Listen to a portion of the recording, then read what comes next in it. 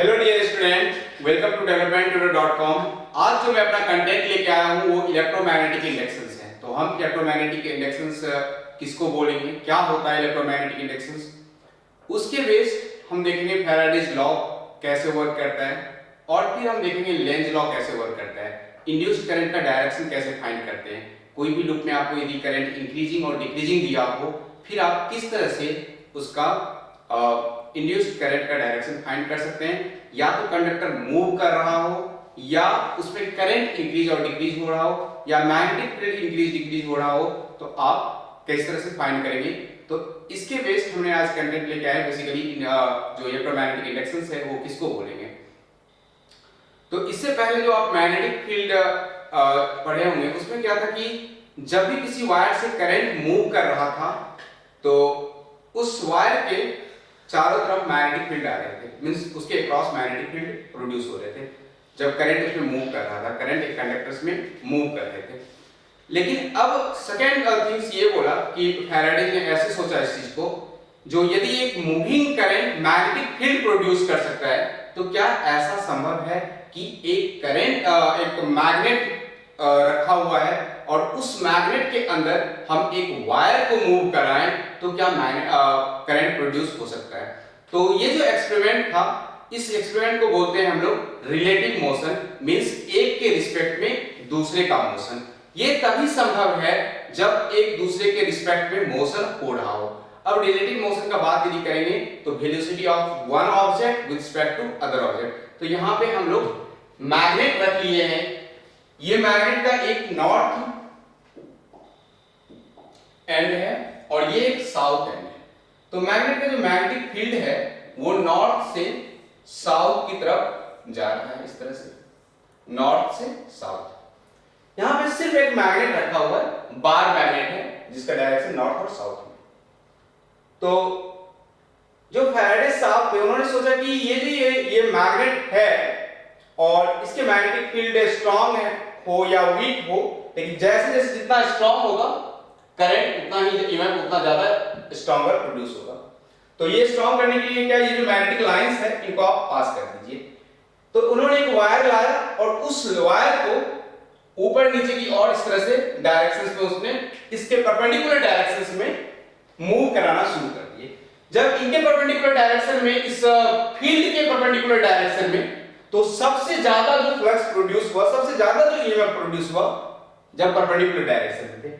लेकिन यदि इस सेम डायरेक्शन में यदि मूवमेंट हो, फील्ड और वायर दोनों को सेम डायरेक्शन में मूवमेंट किया जाए, तो उस केस में जो था, जो ईएमएफ प्रोड्यूस हो रहा था वो जीरो हो रहा था। तो उन्होंने एक गैल्वेनोमीटर लगाया।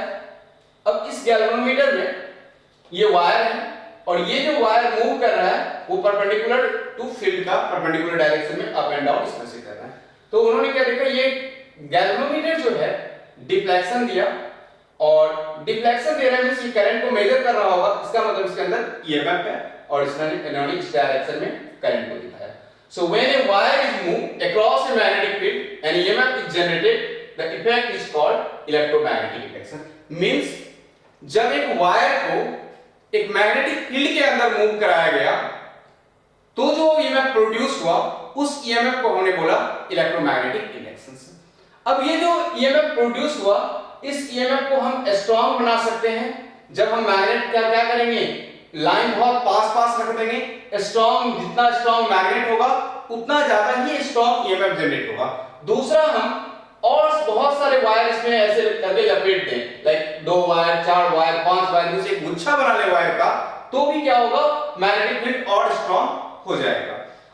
तीसरा है कि यदि हम वायर के लेंथ को बढ़ा दें तब भी हमारा जो ईएमएफ जनरेट होगा वो हमारा स्ट्रांग होगा, और यदि ईएमएफ स्ट्रांग होगा तो हमारा जो करंट का डिफ्लेक्शन होगा वो भी स्ट्रांग होगा।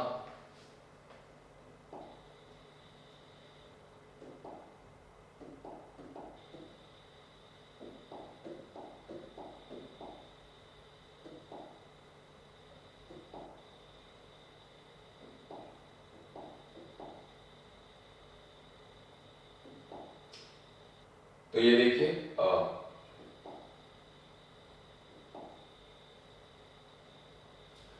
तो इंड्यूस्ड ईएमएफ जो है उसको हम बढ़ा सकते हैं। तो कैसे बढ़ा सकते हैं, तो वायर को आप फास्ट घुमाना शुरू करिए परपेंडिकुलर डायरेक्शन में।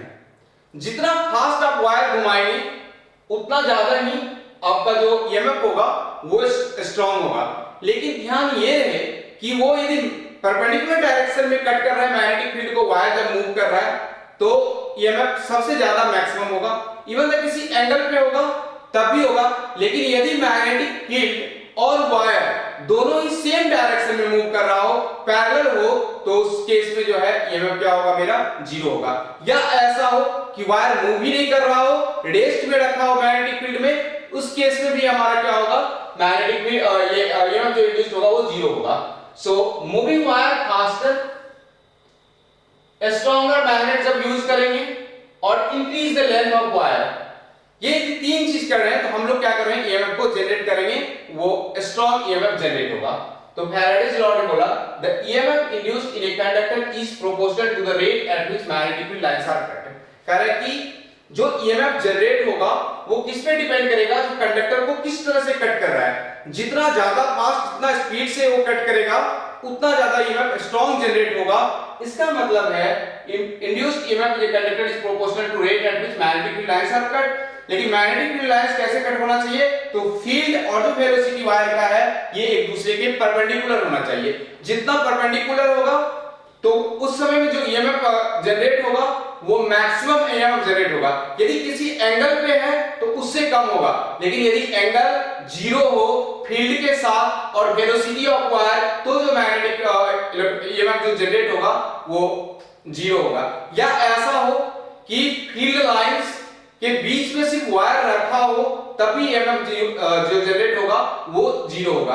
तो इस टाइप के जो मोशंस हैं फील्ड और कंडक्टर्स, आइदर फील्ड मूव कर रहा हो या कंडक्टर मूव कर रहा हो, तो यदि एक फील्ड ऐसा रखा हुआ उसमें वायर मूव कर रहा है और वायर जो मूव कर रहा है परपेंडिकुलर डायरेक्शन ऑफ फील्ड के, तो ईएमएफ जनरेट होंगे। या ऐसा भी हो सकता है कि वायर रखा और फील्ड ही मूव कर रहा हो तब भी ईएमएफ जनरेट होगा। लेकिन ध्यान ये रहे जो जब कट करेगा वायर उसके फील्ड को, वो एक दूसरे का परपेंडिकुलर डायरेक्शन होना चाहिए। नेक्स्ट है हमारे पास एक बार मैग्नेट को, रिलेटिव मोशन हमने बात किया था। देखिए बार मैग्नेट को हम स्लोली इस सोलेनॉइड के पास लेके आए। जब इस सोलेनॉइड के पास आ रहे थे और सोलेनॉइड जो है ये पूरा मेरा क्या है, रेस्ट में है, तो जैसे ही बार मैग्नेट यहां पे आया, यहां पे एक डिफ्लेक्शन दिखा, जो करंट इस डायरेक्शन में, जो यहां पे पॉइंटर लगे हुए थे वो पॉइंटर इस डायरेक्शन में आया। इसका मतलब इसके अंदर एक ईएमएफ जनरेट हुआ है और करंट का डायरेक्शन ऐसा है। अब थोड़ा सोचिए, जब ये नॉर्थ पोल इस साइड में आया होगा तो यहां पे कौन सा पोल रहेगा, तो जब ये इस तरह से आ रहा होगा, जो मैग्नेटिक फील्ड है इस तरह से बाहर की ओर जा रहा होगा यहां से, तो यहां पे जो पोल क्रिएट होगा वो नॉर्थ पोल होगा, क्योंकि ये जो ईएमएफ जनरेट होगा वो एक दूसरे के अपोजिट डायरेक्शन में होंगे, इन द सेंस अपोज करेगा। तो यहां पे नॉर्थ होगा, इसके कारण ये इसमें क्या आएगा, रिपल्सन आएगा। और जो डायरेक्शन ऑफ इंड्यूस्ड करंट होगा वो होगा, नॉर्थ को थोड़ा स्टाइलिश लिख लीजिए, ये हमारा डायरेक्शन ऑफ इंड्यूस्ड करंट है, मींस ये एंटी क्लॉकवाइज डायरेक्शन में घूमेगा। तो देखिए ये एंटी क्लॉकवाइज डायरेक्शन में करंट यहां पे घूम रहा है। जब ये बार मैग्नेट क्या है, पास आ रहा है सोलेनॉइड का, तो चूंकि नॉर्थ पोल यहां पे है तो यहां पे भी क्या डेवलप होगा, नॉर्थ पोल। सेम यहां पे देखेंगे तो एक साउथ है दूसरा नॉर्थ है। हम क्या कर रहे हैं इस केस में हम बार मैग्नेट को सोलेनॉइड से दूर ले जा रहे हैं। जब सोलेनॉइड से ये दूर जाएगा तो ये नॉर्थ है और ये साउथ है, दूसरे का अपोज करेगा, तो ये अट्रैक्ट करेगा, यहां पे क्या करेगा, अट्रैक्ट करेगा, और यहां पे क्या करेगा, रिपेल करेगा। ऐसा इसलिए कि जो चेंजेस हो रहे हैं ईएमएफ में वो एक अपोजिट करेंगे उसको, इसके कारण यहां पे नॉर्थ है तो ये साउथ है, इस केस में अब एक दूसरे को अट्रैक्ट करेगा, जबकि इस केस में क्या कर रहा है, एक दूसरे को रिपेल कर रहा है। लेकिन डायरेक्शन ऑफ इंड्यूस्ड ईएमएफ जो है ये साउथ को थोड़ा सा आपको स्टाइलिश लिखना है और ये हो जाएगा क्लॉकवाइज डायरेक्शन। अब करंट ऐसे करके घूम रहा था, जो करंट पहले इस डायरेक्शन से जा रहे थे। अब आप बार मैग्नेट में यदि नॉर्थ और साउथ को चेंज करते हैं तो सेम वे में आप सोच सकते हैं कि किस तरह से इंड्यूस्ड ईएमएफ प्रोड्यूस होगा। या तो आपको क्वेश्चन ऐसा भी दे सकता है कि एक इस तरह से वायर है और इसमें करंट का डायरेक्शन इस तरह से है ध्यान दे, जब ये करंट का डायरेक्शन ऐसा है, आपको क्या करना है, करंट अंदर की ओर जा रहा है, राइट ना, तो आपको ऐसे देखना है। देखिए यहाँ पे जैसे आप इस तरह से देखेंगे,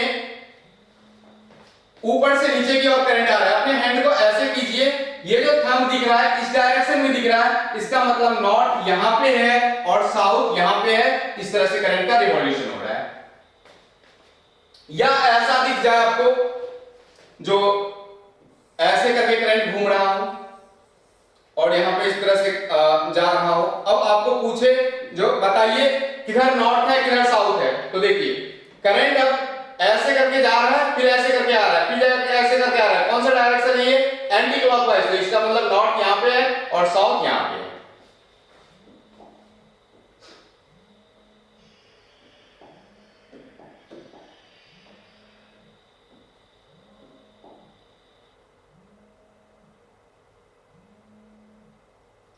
induced current direction Lenz law, ये यदि मैग्नेट बार मैग्नेट इधर आएगा और अपोज करना है, तो यहां पे क्योंकि नॉर्थ पोल है तो ये नॉर्थ पोल रहेगा, तो इसको क्या करेगा, रिपेल, और डायरेक्शन ऑफ करंट क्या होगा, एंटी क्लॉकवाइज डायरेक्शन में, क्योंकि यहां पे नॉर्थ पोल जनरेट हो रहा है। इस केस में यदि बार मैग्नेट दूर जा रहा है, इसको क्या करेगा, अपने ओर खींचेगा, क्योंकि अपोज करना है इसको, तो यहां पे साउथ पोल डेवलप हो रहा है और यहां पे नॉर्थ पोल डेवलप हो रहा है, तो अब जो करंट का मूवमेंट होगा उसके अपोजिट डायरेक्शन में इस तरह से करंट इस पे घूमेगा। So an induced current always flows in a direction such that it opposes the change which produce, जो भी चेंज हो रहा है वो एक दूसरे के अपोज करे, ये हमारा लेंस लॉ कह रहा है। इसके बेस हमने बहुत सारे क्वेश्चंस लिखे हैं, तो देखते हैं क्या क्वेश्चंस है।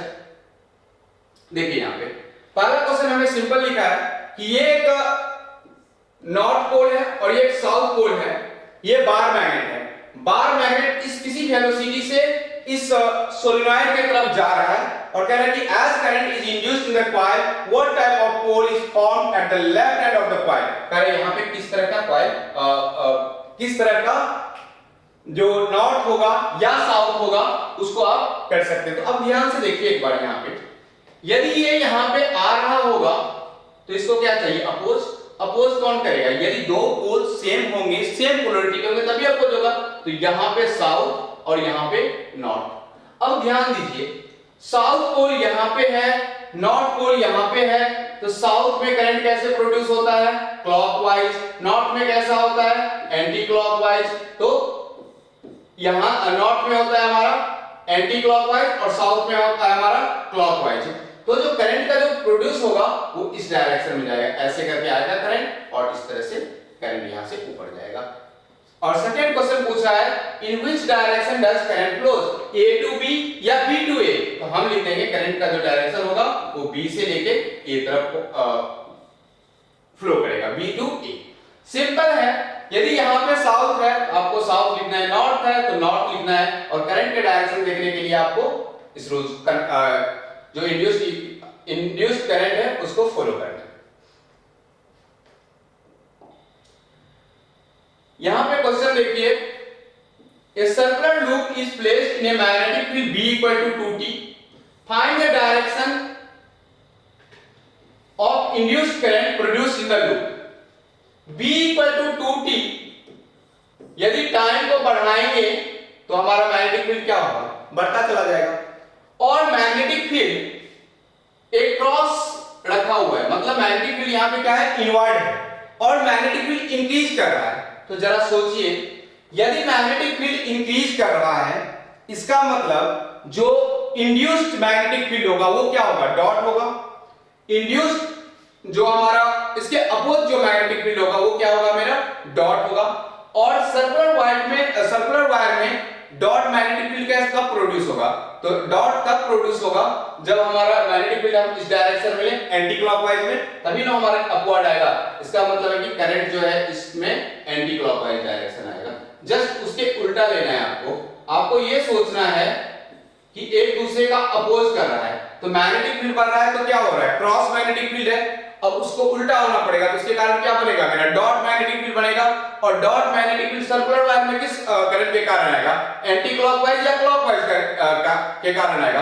तो आप देखेंगे कि एंटी क्लॉकवाइज जब हम बनाएंगे तो हमारा थंब क्या आ रहा है, ऊपर की ओर आ रहा है, मींस करंट यहाँ पे क्या होगा, एंटी क्लॉकवाइज डायरेक्शन में। यहाँ पे देखें I इक्वल टू 2t दे दिया है, मतलब टाइम के साथ करंट क्या हो रहा है, बढ़ रहा है। जब टाइम के साथ करंट बढ़ रहा है, अब इसके कारण इस फील्ड में, इस लूप के अंदर देखिए मैग्नेटिक फील्ड क्या होगा।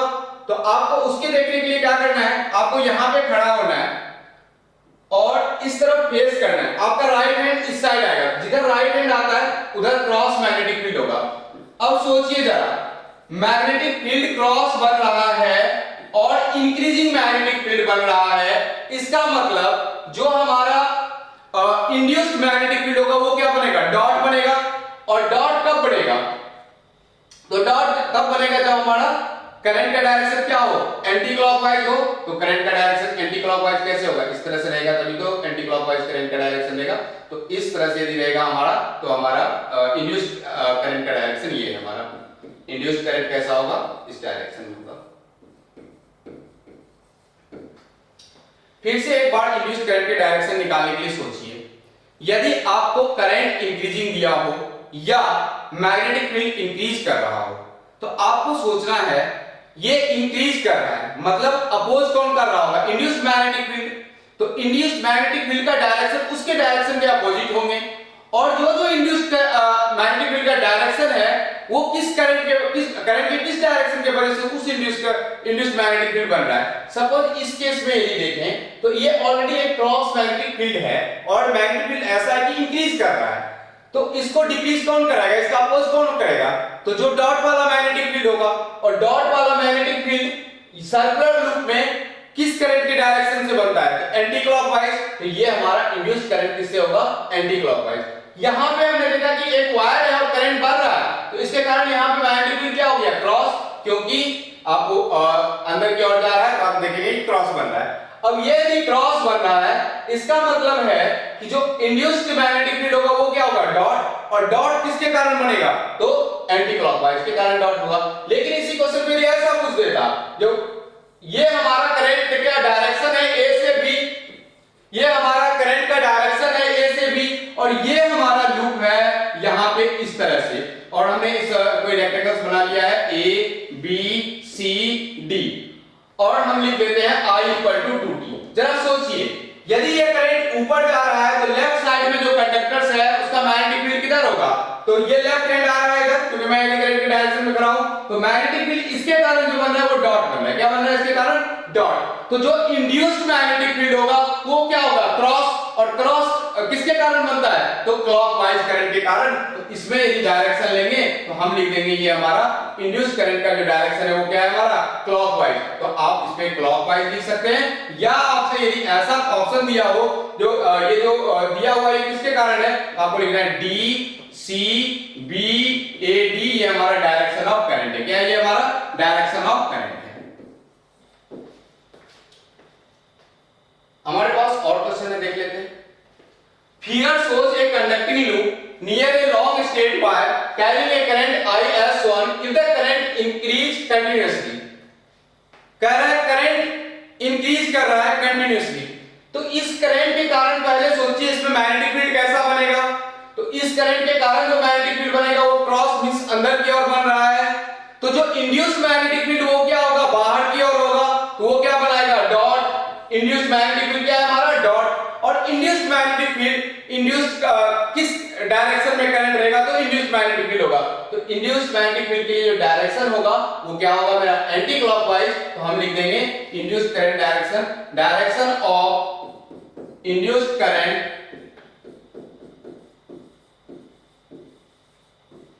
is anti-clockwise direction, anti-clockwise direction, ये हमारा एंटी-क्लॉकवाइज डायरेक्शन है। आपको ऐसा क्वेश्चन भी पूछ ले, जो कोई कंडक्टर्स है और इस तरह से लगा हुआ है, ये भी वेलोसिटी से इधर जा रहा है, और क्रॉस मैग्नेटिक फील्ड है। मैग्नेटिक फील्ड क्या है यहां पे, क्रॉस है, मतलब मैग्नेटिक फील्ड अंदर की ओर है और v वेलोसिटी से ये कंडक्टर इस डायरेक्शन में जा रहा है, आपसे पूछे जो इंड्यूस करंट का डायरेक्शन बताओ, और हमने ये लिख लिया a b c d, ये हमारा एक रेक्टेंगुलर कॉइल है। जब ये a b c d ये v वेलोसिटी से अंदर की ओर जा रहा होगा, तो इस केस में क्या करना है, आपको यूज करना है Fleming's right hand rules. Fleming's right hand rules कहता है जो वेलोसिटी जिस डायरेक्शन में है उस डायरेक्शन में अपने थंब को रखो, अंदर की ओर मैग्नेटिक फील्ड है तो अंदर की ओर मैग्नेटिक फील्ड रखो। तो देखिए ये राइट हैंड है का थंब है, हमने इसको वेलोसिटी दिया है, मैग्नेटिक फील्ड मेरा अंदर की ओर है तो हमने इस फोर फिंगर को अंदर की ओर लिया है, और ये जो मिडिल फिंगर है वो नीचे की ओर जा रहा है, मतलब जो डायरेक्शन ऑफ करंट है वो इस तरह से है, C से B, B से A से D। अब आपको यदि पूछेगा जो वोल्टेज कैसा रहेगा यहाँ पे, तो आपको बताना है कि ये पॉजिटिव होगा, ये नेगेटिव होगा, ये पॉजिटिव, मतलब पॉजिटिव से लेके कहां जा रहा है, नेगेटिव की ओर। इसी क्वेश्चन को यदि ऐसा पूछ ले, ये कोई कंडक्टर्स है और ये जो बार मैग्नेट है ये इस डायरेक्शन में इधर मूव कर रहा है और ये डॉट बना रहा है, मींस मैग्नेटिक फील्ड क्या है हमारा, डॉट बना रहा है, अपवर्ड डायरेक्शन में है, और v वेलोसिटी जा रहा है। आपसे पूछेगा करंट का डायरेक्शन क्या है, और हम लिख देंगे a b c d। अब आपसे पूछेगा करंट का डायरेक्शन क्या है, आपको क्या करना है, राइट हैंड निकालना है। आप देखिए यहाँ पे ये जो थंब है इसको इस डायरेक्शन में दीजिए, क्योंकि वेलोसिटी है, मैग्नेटिक फील्ड बाहर की ओर तो मैग्नेटिक फील्ड बाहर की ओर। अब इसको ध्यान से देखिए, मिडिल फिंगर किधर जा रहा है, नीचे की ओर, तो करंट का जो डायरेक्शन होगा वो d से c होगा, करंट इंड्यूस करंट का जो डायरेक्शन होगा वो d से c की ओर होगा, c से b की ओर होगा, और b से a की ओर होगा, और a से d की ओर होगा। सो इंड्यूस्ड करंट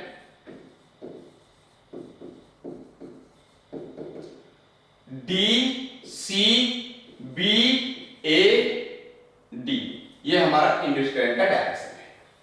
तो इस बेसिकली हम ये बताना चाह रहे थे, इसमें हमने आपको बताया जो आपको सबसे पहले तो ये देखना है कि जो इलेक्ट्रोमैग्नेटिक इंडक्शन बोलेंगे किसको, तो इलेक्ट्रोमैग्नेटिक इंडक्शन उसको बोलेंगे एक मैग्नेट रेस्ट में है और उसके परपेंडिकुलर डायरेक्शन, फील्ड के परपेंडिकुलर डायरेक्शन में हमने एक वायर को मूव किया है और मैक्सिमम जो हमारा स्ट्रॉन्ग ईएमएफ जनरेट हुआ है। दूसरा चीज फैराडे ने बोला कि जितना ज्यादा कट होगा, जितना ज्यादा मैग्नेटिक फील्ड को कट करेगा उसके रेट में ईएमएफ जो है जनरेट होगा। बेसिकली ईएमएफ कितना जनरेट होगा, E = d∅dt। सो ये कह रहे हैं rate of change of flux with respect to time, और rate of change of flux वो देगा कि नंबर ऑफ लाइंस कितने ज्यादा कट कर रहे हैं, कितने फास्टर कट कर रहे हैं, तो ईएमएफ उतना ही स्ट्रांग होगा। थर्ड लॉ हमने बोला कि लेंस लॉ बोलता है कि अपोज करेगा, अपोजिट जो चेंज हो रहा है वो अपोज होगा। तो जो इनके करंट इंक्रीज और डिक्रीज के कारण जो फील्ड बन रहा है तो उसके अपोजिट डायरेक्शन में इंड्यूस्ड मैग्नेटिक फील्ड बनेगा, और वो जो इंड्यूस्ड मैग्नेटिक फील्ड किस करंट के कारण बन रहा है वो हमारा डायरेक्शन ऑफ करंट होगा। So thank you so much.